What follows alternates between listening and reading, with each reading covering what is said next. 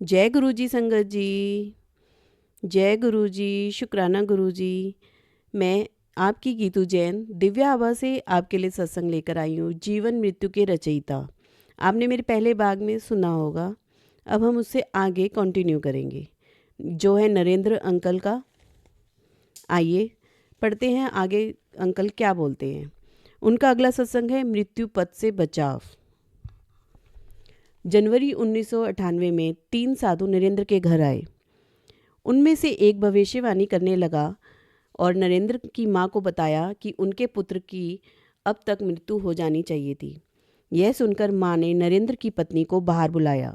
संत ने कहा कि उसकी बड़ी उम्र उम्र उस महापुरुष की देन है जिन पर वह आस्था रखते हैं। फिर उस घुमक्कड़ ज्योतिषी ने कहा कि नरेंद्र की मृत्यु 30 जनवरी को हो जाएगी। यदि वो संत को कपड़े दे दें तो वह विपदा दूर कर देंगे। नरेंद्र की पत्नी चिंतित हो गई और उसने नरेंद्र को गुरुजी के पास भेज दिया, क्योंकि वह तिथि निकट ही थी। 30 जनवरी को नरेंद्र गुरुजी के साथ थे। उस रात को नरेंद्र की पत्नी ने सपना देखा कि गुरुजी और माँ काली एक साथ हैं और गुरुजी काली को दंपति को आशीर्वाद देने के लिए कह रहे हैं। माँ के हाथ में एक चांदी की छड़ी है। उन्होंने दंपति को अपने हाथ आगे करने को कहा। नरेंद्र ने ऐसा करने पर माँ ने उनके हाथ पर छड़ से वार किया। नरेंद्र की पत्नी ने भयभीत होकर मना कर दिया और हाथ आगे नहीं बढ़ाया। गुरुजी ने कहा कि छड़ी के उस वार से नरेंद्र के बुरे कर्म नष्ट हो गए थे। नरेंद्र की पत्नी को बताया कि यह कल्पना नहीं, असलियत है। छड़ी मृत्यु के खतरे को टाल सकती है। उसी समय नरेंद्र की पत्नी जाग गई। उसने देखा कि गुरुजी के चित्र में लाल कपड़े काले हो गए थे, काली माँ के सब। 5 मिनट के बाद कपड़े दोबारा लाल हो गए। अब अंकल लिखते हैं सत्संग मृत्यु के चिन्ह मिटाए। लुधियाना में नरेंद्र के मकान के दरवाजे पर 2 हाथ जैसे निशान थे। यह देखकर नरेंद्र की पत्नी बहुत डर गई। उसने अपनी सास को दर्शन के लिए नैना देवी के मंदिर भेज दिया।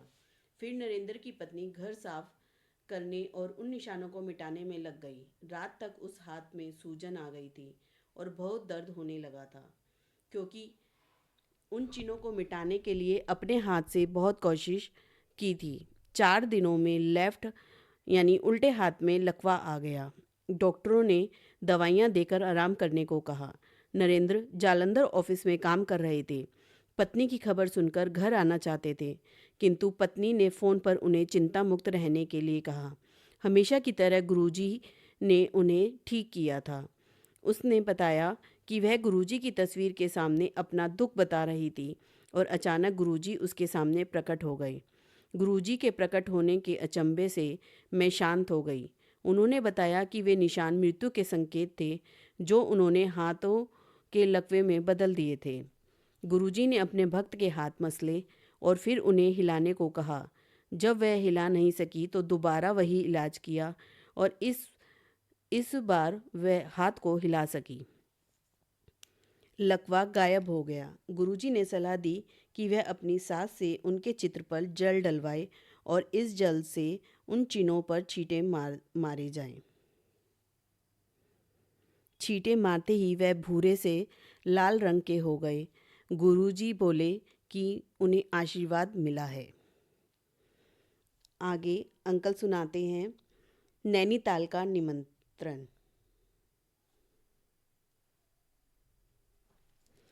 जून 2002 में गुरुजी की संगत के साथ नैनीताल जाने का प्लान बन रहा था। नरेंद्र की पत्नी सोच रही थी कि गुरुजी उन्हें साथ चलने के लिए बुलाएंगे या नहीं। नरेंद्र ने कहा कि ना तो वह उनके पुराने भक्त हैं, ना ही धनवान हैं, तो गुरुजी उनको नहीं बुलाएंगे। जल्दी ही उन्हें पता लग गया कि उनका सोचना कितना गलत है। गुरुजी की संगत में कोई भेदभाव नहीं होता। वह दाता हैं और सब, चाहे कोई धनवान या प्रतिष्ठा वाला हो, उनके लिए भिक्षु है। 2-3 दिन में गुरुजी ने नरेंद्र को दिल्ली बुलाया और वहां आकर नैनीताल आने के लिए निमंत्रण दे दिया। जब नरेंद्र घर वापस पहुंचे तो उन्होंने अपनी पत्नी से कहा कि गुरुजी ने केवल दिखावे के लिए उन्हें आमंत्रित किया होगा, पर जाने से 3 दिन पहले गुरुजी ने उन्हें बुलाया और साथ में ऊनी वस्त्र भी लाने के लिए कहा। गुरुजी ने नरेंद्र की सब शंकाएं दूर कर दी। नरेंद्र कहते हैं कि उनको आपके जीवन के बारे में सब ज्ञान है, आप क्या करते हैं और क्या सोचते हैं।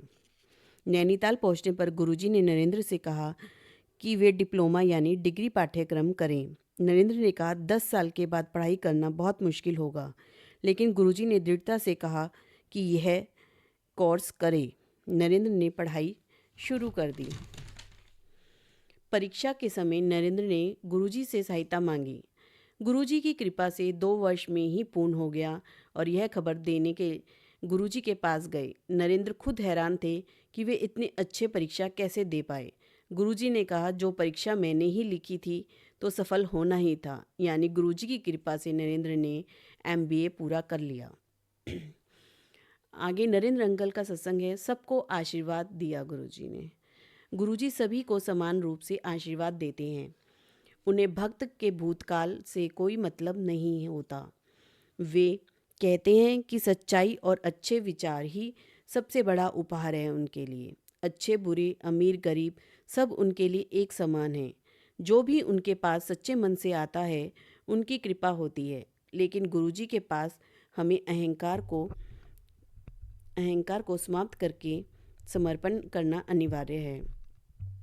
फिर गुरुजी अपने भक्त के बुरे कर्मों को जैसा उन्हें सही लगता है निष्फल कर देते हैं। वे हमेशा कहते हैं कि व्यक्ति को अपने कर्म अच्छे रखने चाहिए, तभी जीवन में आगे बढ़ सकते हैं। नरेंद्र और उनके भाई सुनील शिव के परम भक्त हैं और दोनों भाई अमरनाथ यात्रा एक साथ कर चुके हैं। 2005 में जून महीने में सुनील फिर से अमरनाथ यात्रा पर गए। एक जगह रास्ते में भूस्खलन यानी लैंडस्लाइड हो रहा था। ऊपर पहाड़ों से बड़े बड़े पत्थर गिरते जा रहे थे। बस एक गहरी खाई के किनारे रुकी हुई थी।